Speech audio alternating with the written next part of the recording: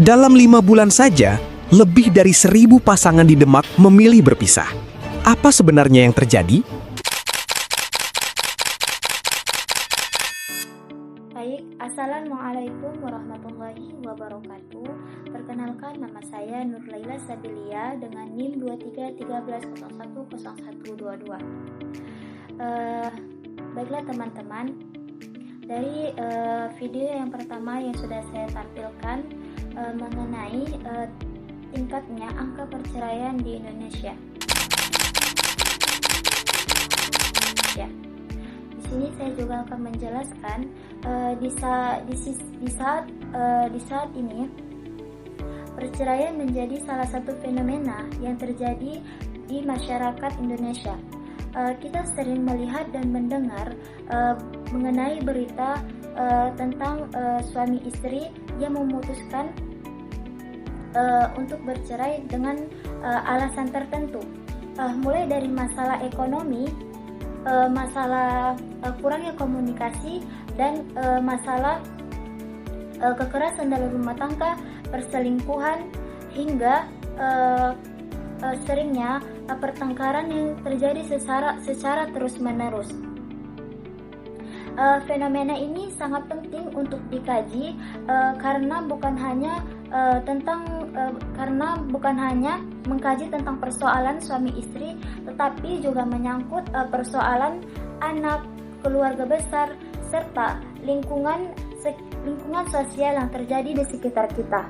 Dari fenomena itu dapat dilihat dari sisi normatifnya, bahwa berdasarkan Undang-Undang Perkawinan adalah ikatan lahir dan batin antara seorang laki-laki dan seorang perempuan sebagai suami istri yang bertujuan untuk membentuk keluarga sakinah, mawaddah, warahmah yang berdasarkan ketuhanan yang Maha Esa.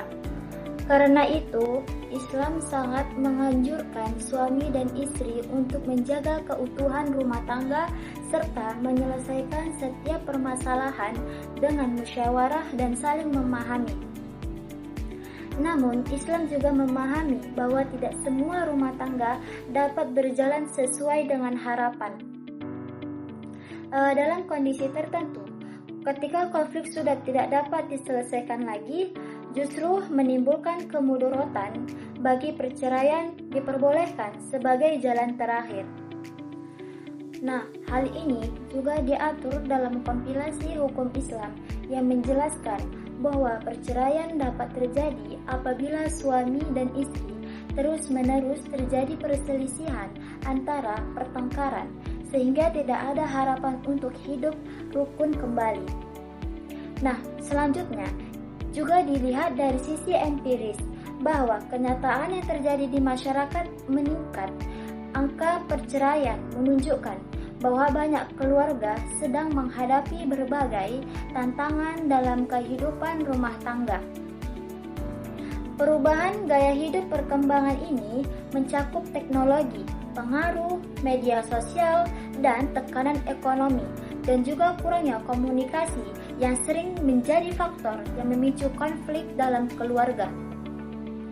Nah, selain itu, banyak pasangan yang memasuki perkawinan tanpa persiapan yang matang, sehingga menghadapi permasalahan mereka menjadi kesulitan untuk mencari solusi dan akhirnya memilih untuk bercerai. Nah, perceraian juga membawa berbagai dampak, terutama bagi anak-anak, dan anak-anak juga sering menjadi pihak yang paling merasakan perubahan akibat perceraian orang tuanya.